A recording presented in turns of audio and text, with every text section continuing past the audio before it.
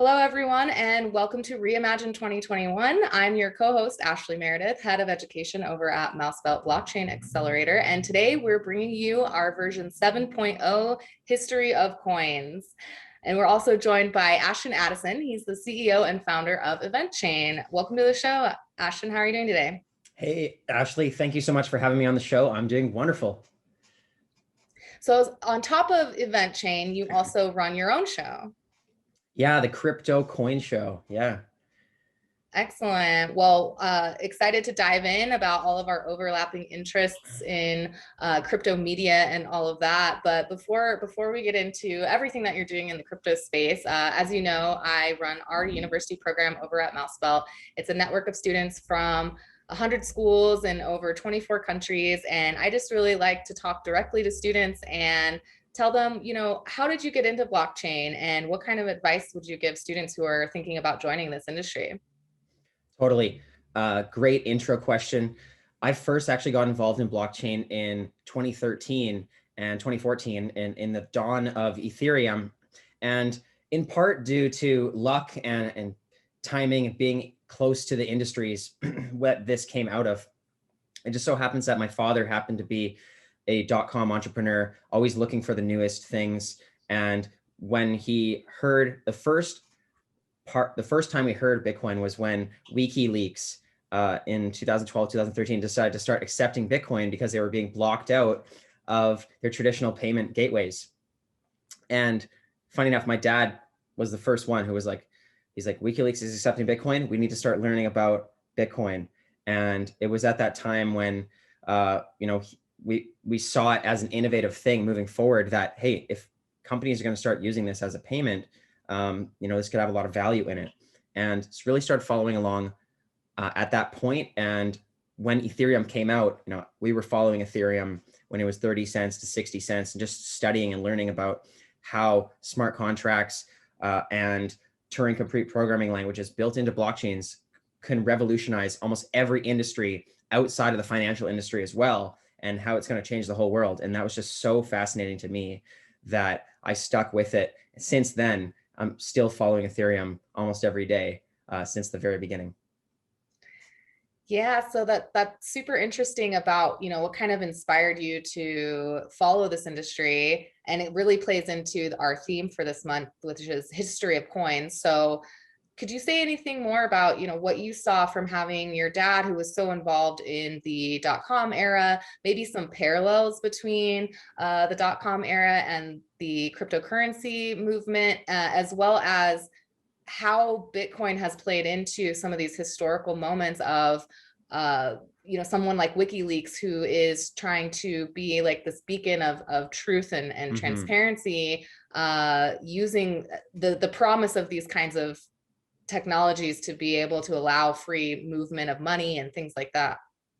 Definitely. There's many parallels to the .com boom and to the start of the cryptocurrency revolution and blockchain revolution as well.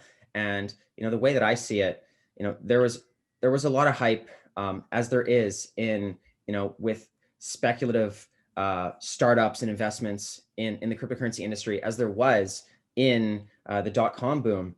And, at that point, people are really just trying to figure out what are the best use cases. In the internet, for example, there wasn't really the development of e-commerce and the platforms that we have today with social media and, Amazon, Google, and Microsoft. They were just in their infancy. And there was a lot of projects that failed in the .com boom, but the internet was here to stay, right? And the people who were in that industry understood that the internet is here to stay, and now billions of people are using it, right? And that is a parallel to, hey, the blockchain industry, there is fundamentals there that have value, and we can clearly see that. And there's a lot of speculation on how, what are the different ways we can use this technology to help people. And as Ethereum, continues to grow out, I like to think of Ethereum as one of those, Microsoft, Microsoft-like foundations / companies that have fundamentals, and people are building things on top of it, trying to figure out what's the best way to provide real world solutions, outside of the financial industry. But it seems that because there's such strong underlying fundamental value that is different than what we have just on the internet. Now we're incorporating money, and we're incorporating, automation, AI, and smart contracts into the internet directly. In one way or another, that technology will stay. And, 30 years from now, blockchain will essentially be, internet with money combined, and it's here to stay. Absolutely. Yeah, and just to touch on your other point about, WikiLeaks accepting this form of payment, and the fact that it's almost like a political ideology, where it's like, hey, we're accepting this type of currency, Bitcoin, for example, as a currency because of the ideological principles behind it being sound money. And a lot of people that are getting into Bitcoin and other cryptocurrencies, they're trying to understand the value behind it. And I think you really need to do a little, a small deep dive into traditional currencies and precious metals and other forms of the history of money to better understand why Bitcoin has value as money. Because, if you don't understand the traditional banking system and fiat currency, then it's hard to understand the difference between it and Bitcoin. Yeah, absolutely. So for anyone just tuning in, I definitely recommend heading over to our YouTube channel for Reimagine 2020, Reimagine 2021, hit that subscribe button, check out some of our other interviews, because, for the DeFi event that we did, I learned so much, not just about decentralized finance, but in order to understand the things, AMMs and exchanges and all the things that they were talking about in DeFi, you have to know what's going on in traditional finance. And I just learned a ton from that DeFi event that we did. And with History of Coins this month, we'll have a lot of hopefully great conversations about the history of money. And yeah, so I come from academia. I was a philosophy professor, and my favorite thing to do is talk to like no coiners about crypto and ask them, like, do you even know what fiat is in the first place? Like, do you what do you think gives the dollar its value? And so these are really philosophical conversations, and you really do have to kind of take them step by step through the history of money, to explain the value of a distributed ledger and all of that. So it's really exciting for me to have those conversations. And yeah, I think it's really important that people get educated on both traditional finance to really understand the value and import of this new technology. And like you said, with the .com bubble, there were projects that didn't last, but the internet was here to stay. And we might think, yeah, cryptocurrency is here to stay. So to go back to you and your background, so you're in the events and media space now. What was your background before applying those skills to blockchain? Did you go to school for media? Tell the students, how did you find your niche? Yeah, so because my dad was in the .com boom, he ended up giving me a computer in the early 90s when I was, practically an infant. So that really helped, staying in the scene of, what's new in tech. I think my first operating system was like Windows 93 or something when it went before Windows 95 even came out.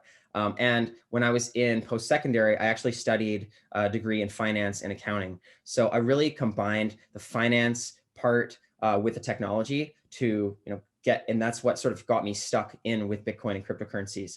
But at the same time, because my father and my parents had an entrepreneurial spirit, I was always looking for ways to bring value to others and to create companies that can provide a service or a value of some sort. And one of those companies that I created was an event production company. Actually, when I was still in high school, a bunch of my friends were DJs, and they were like, "Hey, we should create a production company that throws EDM shows, and we could sell tickets and make this into a business."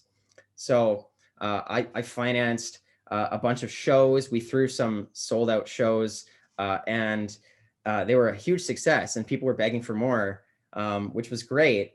But I was just getting into cryptocurrencies and the technology even more. And there was also just a lot of, a lot of tough decisions to make in the event industry when you're throwing big events, and like there's a lot of liabilities involved as well. And being early on in my entrepreneurial journey, it was just a lot of work for the reward, but it was a great experience.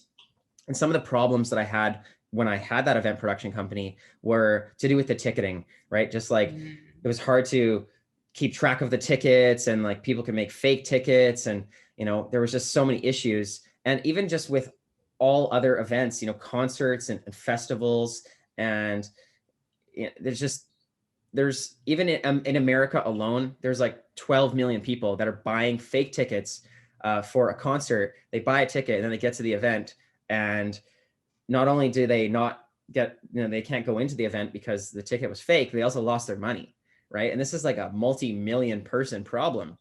And I'm thinking, well, sounds like such an easy solution if we could just integrate blockchain to create that digital scarcity in the way that Bitcoin has digital scarcity in its currency, and apply that to the ticketing.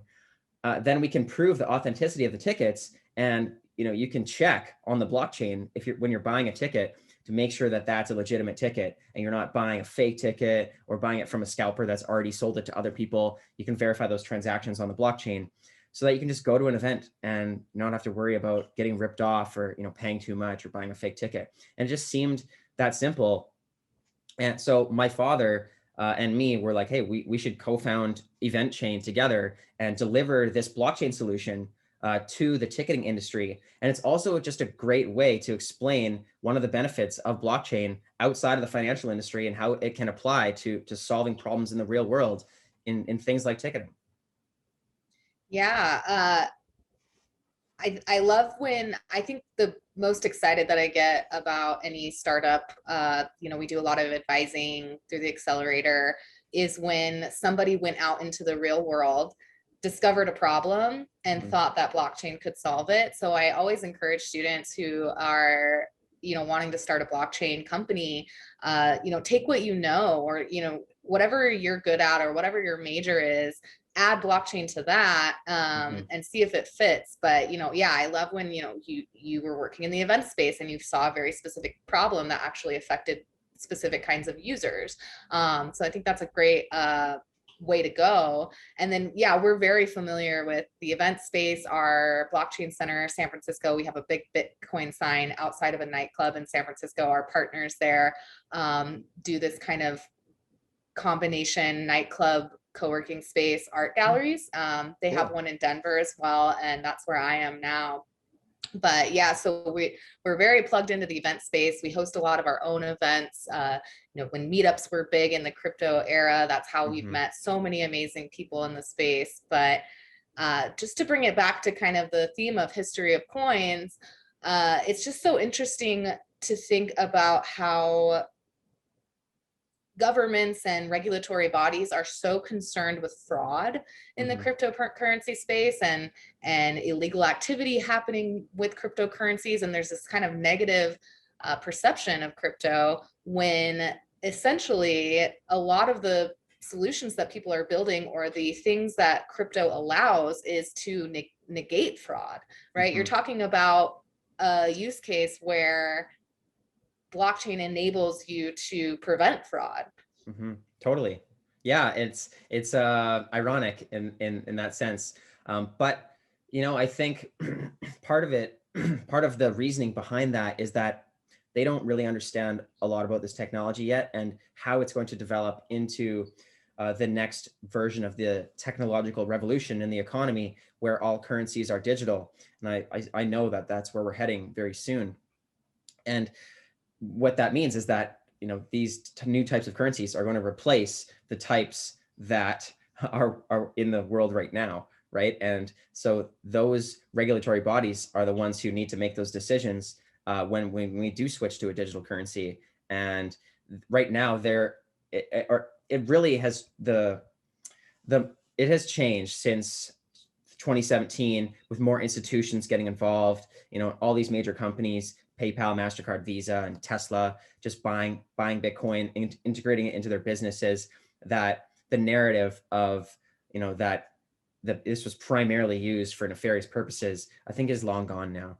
And if criminals wanted to use a currency for nefarious activity, they should use the dollar and the cash, because it's it's more advantageous for them to use that than Bitcoin, because as I said, in terms of blockchain, it's really being able to negate fraud, and also just to have transparency and immutability of transactions. We can go look back at transactions in 2011 that happened on the Bitcoin blockchain very easily, where you couldn't do that with cash. So I think at the beginning, it was just sort of a protection mechanism for the financial industry and the regulatory bodies of, hey, this is something new, and we need to protect what we have right now, while we work on building committees that will see how we can find the benefits of this technology and then integrate it into our financial system as we grow here. And we're seeing that now in most of the main countries are all now working on forms of cryptographic currency, central bank digital currencies, tokenizing the dollar. Now, I did a video on my YouTube channel in 2017 about how the Singapore was tokenizing the Singaporean dollar on the Ethereum blockchain. And that was 4 years ago. Canada's working on a central bank digital currency, the States as well. And I think when Facebook, and these major companies started creating their own currencies as well, JP Morgan has a coin mainly used for internal, but that really took a step forward more to the mainstream, where people are like, hey, Facebook's creating a coin. This seems like they wouldn't be creating some scam or trying to, use it for fraud. They're actually using it for legitimate purposes. So there must be some value in here, right? And I think that actually, even though they got shut down by Congress, because again, the financial industry is trying to protect itself and figure out how they can incorporate this into the future, that in the minds of the everyday people, they're like, oh, Facebook's creating a coin, like that can't be a fraud.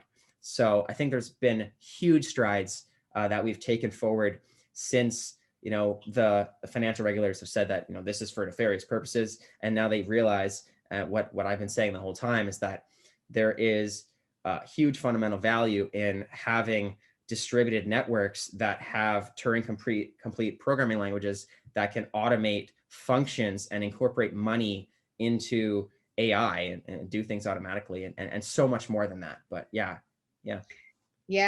And I think like things like the Twitter hack, hopefully if people did just one extra moment of research on, yes, there was this criminal who hacked a bunch of high profile accounts to get people to send Bitcoin to a certain address.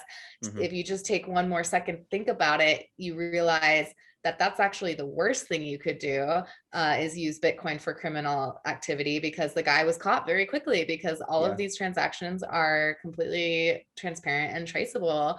And so what I get most excited about as well with being able to use blockchain and either preventing fraud or the traceability, for example, in the events industry, or so we have a portfolio company that builds a platform for developers to create in-game assets for games, but that when they are sold on a secondary market, because World of Warcraft, anything like that, that's kind of where the original digital, this is where a lot of people got the first idea of digital money, because they would mine currencies in game and be able to buy assets and then sell them on secondary markets. And there's a great interview with Brock Pierce about that, because that's kind of where he got started in our REIMAGINE series. But so being able to track progeny of like a digital asset, where that game developer, go ahead, earn that asset, go ahead and sell it again, make some money for it, but a kickback should go to the person who originally created that thing, right? And so in event ticketing, as far as scalpers or people selling tickets for exorbitant prices, okay, it's your hustle. There's a market for it, right? You are just answering a market where people are willing to pay big prices for these tickets that they couldn't get their hands on. What upsets me the most about it is that the artist doesn't see any of that money. So if Totally. there was a secondary market for ticketing, that's fine. Get your hustle. You got there first, or maybe you can't go anymore and it's a really valuable ticket, so you should be able to make some money for it. Fine. But I get upset when it doesn't go back to the artist, because they're the reason why that ticket's so valuable in the first place. So that's something, like a blockchain ticketing system could solve. Totally. And we are working on a secondary market to do exactly that. And you're right that scalpers are taking advantage of an opportunity, but really it's a market inefficiency and of platforms where the way that we have tickets right now, where it's just a printout piece of paper, is just really inefficient. And yeah, the artist isn't able to track where those tickets are going, and they don't even know who their real fans are, because the scalpers are buying all the tickets and then they're selling it to the fans. But then at that point, the artist doesn't have any of the fans' information, because the fan is dealing with the scalper, and then the scalper is marking up a ticket as much as double to 5 times the price for what? Just for buying up the ticket quickly. So with a secondary market that is integrated with the blockchain, yeah, in Eventchain's market that we're building, the artist and the event organizer will have the ability to program into those smart contracts price limitations or variables. If, for example, Ed Sheeran wanted some tickets that were face value only, and if they were to be resold, you aren't allowed to make a profit. You can easily program that into a smart contract, into the digital ticket. Or, for example, if another artist wanted to have, an open market where you could mark it up as much as you want, but every time you resell it, 20% has to go back to the artist. Through the blockchain, and it almost acts like a supply chain traceability, where the ticket is being created through the smart contract, and then as it transfers, you can see where it's moving until it gets checked in. And then when it gets checked in, you can also see that on the blockchain. So you can see the full history of the ticket from the source to the end. And with that, you can easily program in, okay, hey, it's been transferred a bunch of times. Let's give a kickback to the artist, because there's so many times when I'm going to shows, and I've personally been ripped off with fake tickets for concerts, and I'm an artist myself. I played shows, I've organized shows, I've been to shows, and there's so many times I wish I could just go up to the artist and just be like, what, just take my money directly, because it's so hard to get you the money that you deserve. And, all these starving artists with scalpers that are making more money than the artist is completely unfair. So that is something that we're working on right now. And that expands out, as you mentioned, it really started in video games, and, Mt. Gox exchange, which was actually meant for Magic the Gathering online exchange, which was just a trading card thing before it got into currencies. But, that's now since long gone. But yeah, the esports industry, the gaming industry, NFTs with non-fungible tokens, being able to sell digital art, and now digital music. And soon that will move into real world art and real world assets that are also being tokenized and have digital clones on the blockchain, so that you can trace, if things are being sold multiple times, and you can get kickbacks. If you created a piece of artwork and it was sold on eBay, and then that person, ended up becoming famous later on, and it was worth a lot more. And if that was on the blockchain, you had programmed in some kickbacks, you could be earning money for your assets way down the road in the future. And so this applies to a lot of different things. And this is just one of the many benefits of blockchain that I think is still being worked out to have the process done really easily, where it doesn't have a lot of technical knowledge, but it's one of those things that will be here to stay.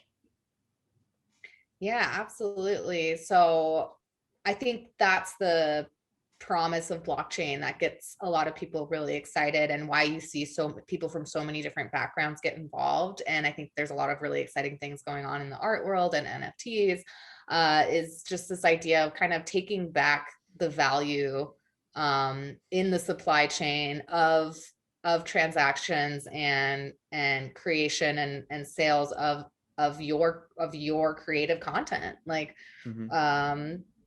our data, right?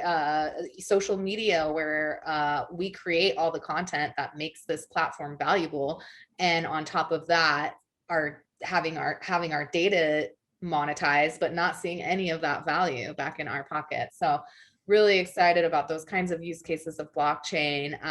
But speaking of events specifically and Eventchain, maybe you can just give us more information about what Eventchain is, what your progress is, and of course, tell us how 2020 affected business and where you see. Tell us about your 2020. I mean, we do a lot of events as well. It was kind of we have to kind of rethink, and that's actually the birth of our conference name was Reimagine. When lockdown started, we said, why don't we take this as an opportunity to rethink, to reimagine the ways that we had been doing business. And we saw it was kind of a stress test of a lot of institutions that weren't working. And people became a lot more open to different ways of doing things because of necessity. And I think that allowed for a lot more inclusivity and access in some ways. And of course, there were tremendous detrimental effects, but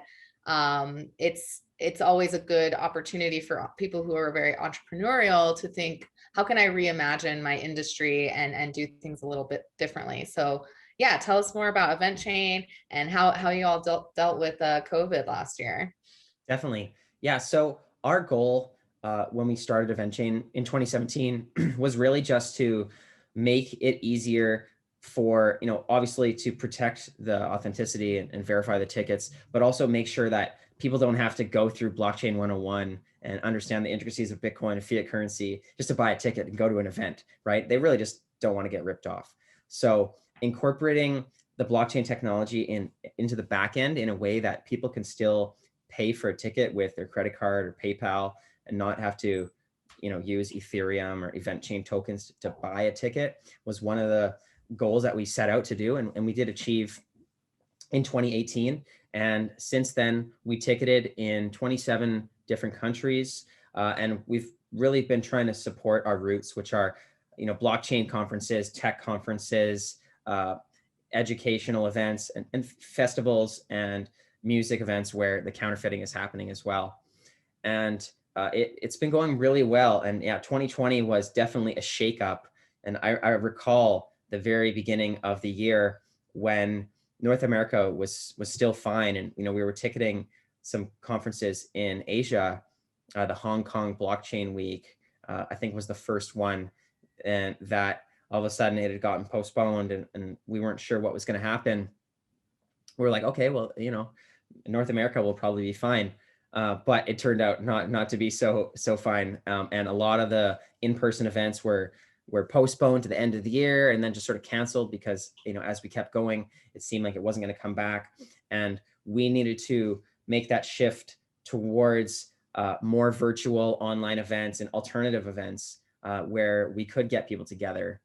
And we actually, there weren't any in-person events on Eventchain in 2020, but we did make great strides with, specifically in the blockchain industry, a lot of different cool events that made do with what we had, and one of the ones we worked with that actually had 3 major successful events throughout 2020 was the Blockdown conference.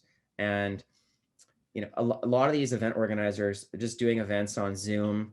And, it's getting a little boring when you're just watching 2 people talk. You can't interact with the other people that are in the Zoom chat. And that's one of the things that people really love about in-person events is being able to network with the speakers and the other people there and really get to know them more. But in the Blockdown series, we actually used a platform called Cinespace that brought you into a 3D world. And, you could be an alien, you could be an astronaut, you could just be a regular person walking around in this world with area of effect, where if you walked up to somebody, you could speak with them. If you sat down at a table with somebody, you were having a private conversation, nobody could hear. And then you could go into auditoriums and, it incorporated the Zoom videos into the auditorium so you could see the speakers, but also gave it more of that feeling like you could walk around and network with people. And they had 3 major successful events. You could also go in VR. So you could, if you had a VR headset or a Samsung Gear VR, for your phone, you could put that on and actually get immersed in these virtual worlds. So that was really cool. And then we also helped with the Blockchain Futurist Conference 2020, which is the biggest blockchain conference in Canada. And this year it was all virtual, and it still turned out really well. And there's quite a bit of engagement. And we've actually, with Eventchain, started partnering with a company called Buzzit. That is an event networking and engagement tool that just really brings a lot more engagement to virtual events, where, you know, if you have a Zoom or some kind of live stream, YouTube, Facebook watch party, you can pair this networking tool, and the participation rates are 95%. So all of a sudden you can, you know, throw out some questions or surveys, and everyone's responding, and you can have a small profile that you can chat with the other people. And then after the event's over, you still can go back to that event and see everybody that was there and speak with them, you know, a month later, 2 months later. If you remember, hey, there was somebody that I wanted to connect with. Now it makes sense. You know, you can't really do that with Zoom events and virtual events. So we made do with all of these cool little new technologies that are helping connect people together virtually. And we're still working on that right now, you know, just helping organizers with their virtual events and waiting to get back to in-person events. And hopefully later this year, we'll get back to that. But yeah, you know, when the world throws you a curveball, you have to use what other technology you can to make the best of it. And I think we've done a good job throughout 2020. And we're just, you know, preparing for getting all of these major events back in person and be able to go network with all our friends again. Absolutely. So, you know, obviously we've kind of experienced the same shifts, and but we've been virtual since our, or remote since our inception. So we have a remote team all over the world. We accelerate companies remotely. So I think we were in a good position. You know, a lot of my friends were really struggling with the transition to work from home, and I was like, wow, I feel really lucky that I've already been doing that for so long. Mm-hmm.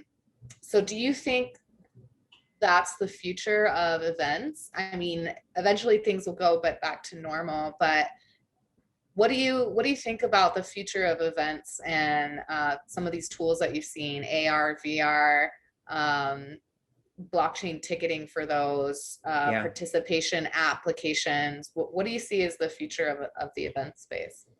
Yeah, I definitely see, you know, some of these business models staying. I could foresee, you know, event organizers. I think part of, you know, what event organizers thrive on is that in-person experience, right? And they love the hustle and bustle, having everybody running around, and, you know, they're running around with their head cut off, trying to get the event a success on the day of. But they love it, you know. And so that will, you know, I'm sure they're eager for that to come back. But I can definitely see virtual events, you know, incorporated into helping them grow their in-person events as well, and vice versa. And I think they're here to stay. And in terms of VR and AR, it definitely adds extra engagement and just more excitement to events. I think those will be here to stay, but they're early on, right? It's sort of like early on in the .com days, or in the blockchain industry early on. I think some will gain traction, some will die.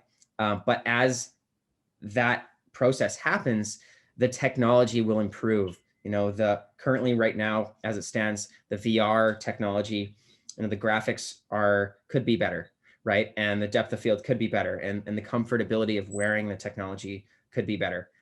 All of that is going to get better every year, to the point where, you know, work from home is going to be us putting on our VR glasses and being able to be immersed in a space that you feel like you're actually there in person, right? And until we have VR headsets that we can wear for 8 hours without feeling uncomfortable, I don't think that's going to happen. But eventually that will happen, you know, and that's sort of moving into that Ready Player One like world, where we just prefer to live in the virtual world, which is sort of scary, but we'll see how that turns out.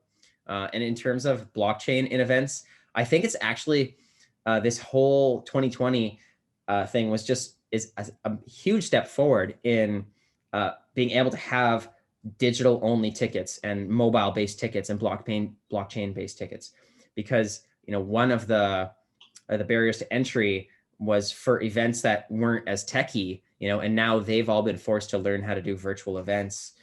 Is that, they thought, oh, people aren't gonna want to have their phone with the ticket, or they really just want to print out the ticket. And because it used to be that they loved the nostalgia of like the paper stub tickets, and they could put it on their wall. But most of the time now, people are just printing out a PDF off their printer. It's just a piece of paper, which isn't as exciting to put on your wall. And now, where events, for safety protocols, are actually saying, hey, no paper tickets. We don't want any physical ticket. It's all just digital. Now you can easily integrate blockchain into that because it's already digital, right? And if you have a paper ticket, you could easily just print more of those, and it's hard to use the blockchain to verify the authenticity if you can just print it out, because once you have it in the real world, it doesn't really work that well. So I think this is a huge step forward for having mobile-based, digital-only, blockchain-based tickets at every event. Yeah. Though I am definitely one of those people who goes to the box office on the one day that they're open to avoid fees and have my little physical ticket. But Yeah. back when I lived in San Francisco, it's like all these venues, they have like 4 hours a week that you can actually buy tickets in person. And Wow. yeah, well, I will definitely keep doing that as long as it's an option. But definitely love all the innovations happening in event ticketing. So before we wrap up, obviously with events kind of falling by the wayside in the last year, you've kind of focused your attention onto some other things that you're doing. I want the viewers to hear about your podcast or your show and where they can find it. And maybe just to wrap up, kind of ask you, what do you see is your role in blockchain media, and what kind of stories and what kind of perspective are you trying to share with people? Definitely. Thanks, Ashlie. Yeah, since 2020, and actually even before I even started Eventchain, my father and me co-founded Crypto Coin Show back in 2014. And the original goal was just to provide more awareness and exposure for blockchain-based startups that are innovating in different industries throughout the world. And the financial industry, yes, but all of the other industries as well. So what I've really catered that into now is an interview podcast, video cast series where I talk to founders of blockchain startups and investors, and also just stock market investors and people that are more, getting into Bitcoin and what they think of it in terms of people who are been invested for many decades now. But primarily innovators in blockchain that are looking to use this technology to disrupt in different industries. And I think we have a pretty niche segment where I like to go for the cutthroat questions and just get down to business. I'm like, in 15 minutes, 20 minutes maximum, tell me how you're innovating, how this is going to change the industry, and what you're doing different, and how blockchain is really going to make a difference in the world with the project that you're building. And I've done over 600 interviews now on my channel, Crypto Coin Show on YouTube. If you just look up Crypto Coin Show on YouTube, you should find all the interviews. I've already done 3 this week. I try to do 3 to 5 interviews per week, and we like to keep it very professional, and more concise and just to the point. And from an educational point of view, just to get right down to the nitty gritty, and from an investor point of view, to get to the point. And there's a lot of great content on YouTube and all these other decentralized video platforms as well, like Library and Odyssey and BitChute, that are trying to, incorporate this kind of technology into video platforms, and Theta as well, which is a major blockchain project that's invested, a lot of money from Samsung, and the co-founder of YouTube is one of Theta founders and investors. So there's just a lot of projects going on right now. But yeah, it's, I'm just focusing on what's hot. And currently right now, it's the decentralized finance, NFTs, and layer 2 solutions for Ethereum to solve the scalability issues and get past the barriers to entry that are preventing the mainstream adoption of Ethereum, because there's kinks that need to be worked out. So yeah, we're just always creating content and just trying to educate and help people become aware of these innovations that are going to revolutionize the world. Absolutely. So just a fun question to end the interview then. What is your favorite interview or show that you've ever done? And follow-up question, what are your favorite shows and podcasts, crypto or not? Yeah. Yeah. So it's hard to nail down, of an exact favorite, but I'll tell you some of the ones that were memorable because I've just done so many. One of the ones I thought was pretty funny is I actually interviewed John McAfee after he was doing all these crypto Twitter shills, and he was having a crypto coin of the day, and then he created his own decentralized exchange called McAfee Dex. And this is before he was incarcerated in Spain, which I believe he's still in prison right now. But he's quite the character, and that was a hilarious interview. I thought that was quite fun. I also just interviewed recently G. Edward Griffin, who has been studying the history of the Federal Reserve and the monetary system for over 60 years. He is one of the original, he wrote The Creature from Jekyll Island, which is a book that is notorious for explaining how the traditional financial system works, with a bit of conspiratorial side to it in the book. So that just came out recently. And yeah, just, all the different projects. I had an interview with Roger Ver about Bitcoin Cash, and that was sort of fun. And one more recently with Charles Hoskinson from Cardano, which is a very promising project, I think, for 2020. And decentralized finance is going to be moving into the Cardano blockchain very soon here. And also last month with Cosmos, which is and they just came out with the blockchain intercommunication, the inter-blockchain communication protocol, which allows blockchains to speak to each other on a standard protocol for the first time. So Ethereum will be able to speak to Cardano, which will be able to speak to Polkadot, which will be able to speak to the Cosmos blockchain, and everything's going to become connected. And those should all be able to speak to Bitcoin as well. So there's just so many exciting things that I can't really nail one down, but those are some of the exciting ones that I've had recently. Yeah, a lot of overlap on some of the guests that we've had. So just to plug Reimagine 2020 one more time, head over to our YouTube channel, check out some of the interviews with Roger Ver. John McAfee came on Bitcoin Radio like 2 years ago.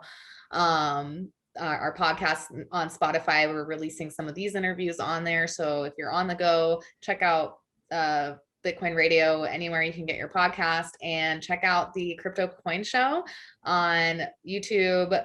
I assume Spotify, Apple Podcasts, anywhere you can find your podcasts. Yeah, well, we actually, because we only do it with video, we don't do it on Apple and some of the podcast ones. I really like to be able to see the founders, how they're presenting themselves and their company. And, just the video is, my dad's been a video broadcaster for a long time. So we have a full studio where we like to produce our quality. And that's sort of the niche that we like to go for, is like full professional green screen. Let's not look like we're in our mom's basement producing the interviews. So we do sort of stay away from some of the channels that aren't, that don't provide video as well. But yeah, it's, there'll be so much more content coming out. Just search Crypto Coin Show or Ashton Addison on YouTube or any of the other video platforms and follow along. Well, I look forward to diving into some of your content, and just want to thank you again for joining us for Reimagine 2020. And just let everyone know, stay tuned for more. This is Ashton Addison from Crypto Coin Show and Eventchain. Thanks for being here. Thank you so much, Ashlie.